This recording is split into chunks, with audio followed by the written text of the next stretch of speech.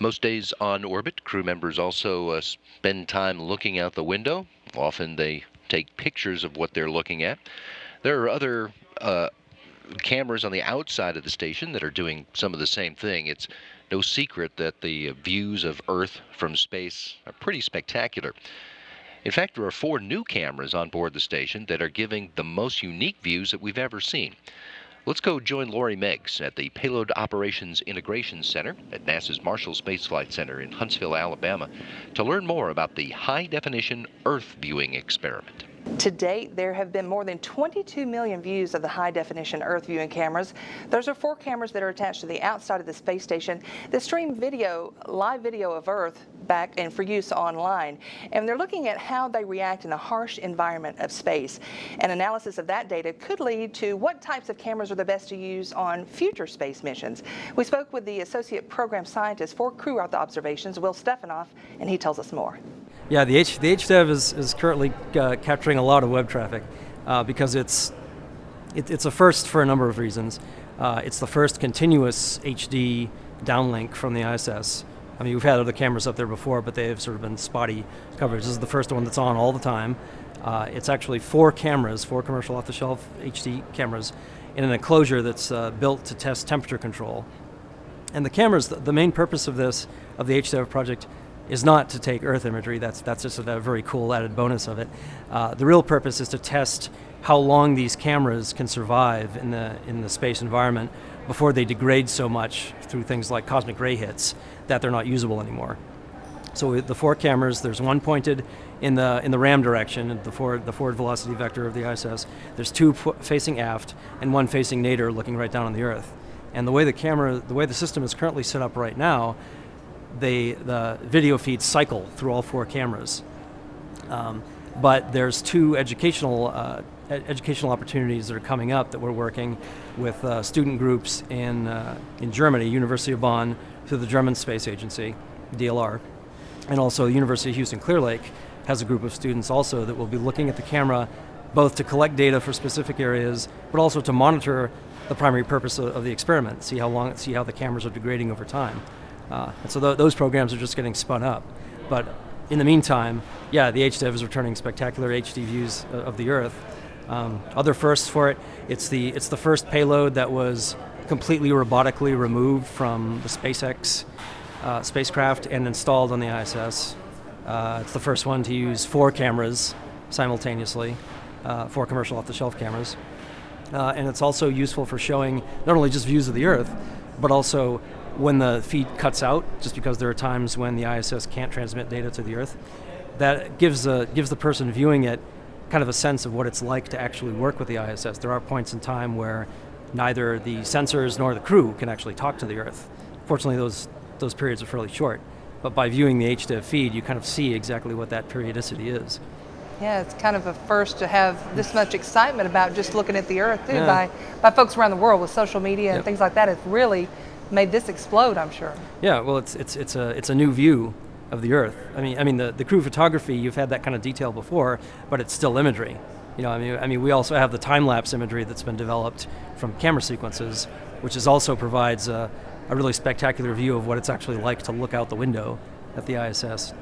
But the HD camera, is capturing it kind of in real time. So it is really like you're on the ISS looking out the window. Are you surprised by how much people are excited about this and want to see it?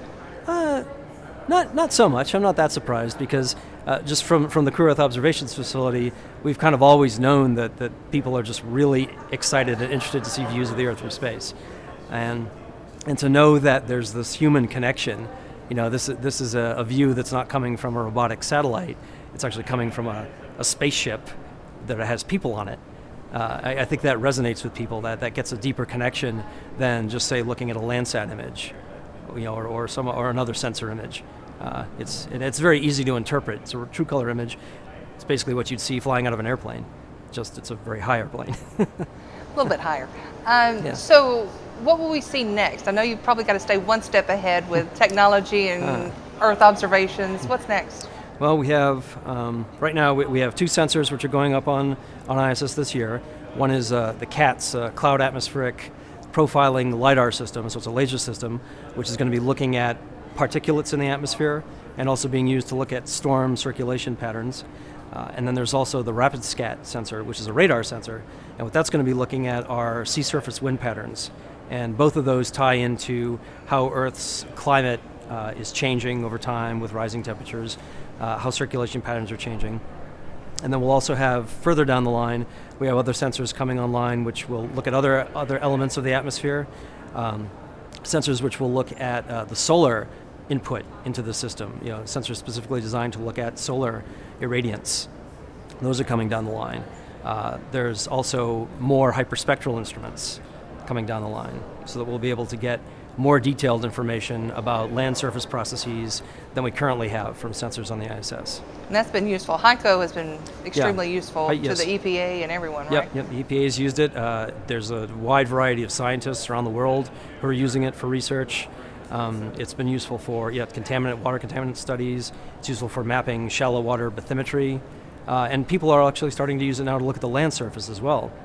And it was specifically designed to look at coastal areas, but it can also collect useful data over the land too.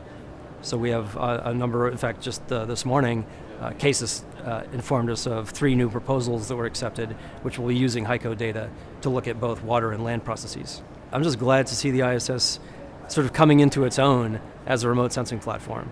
I mean, I've worked for years as a researcher with the more traditional kind of robotic satellite sensors, and those are well designed for the data they collect, but the ISS allows us to collect, in some ways, a fundamentally different kind of data because it goes over different spots of the Earth at different times during the day. So it allows us to view things that we haven't really seen before from a remote sensing perspective. And that's really exciting as a scientist and somebody who's now has the privilege of kind of helping to develop the ISS. You've seen some of those views from the high-definition Earth viewing experiment before. That's operating all of the time.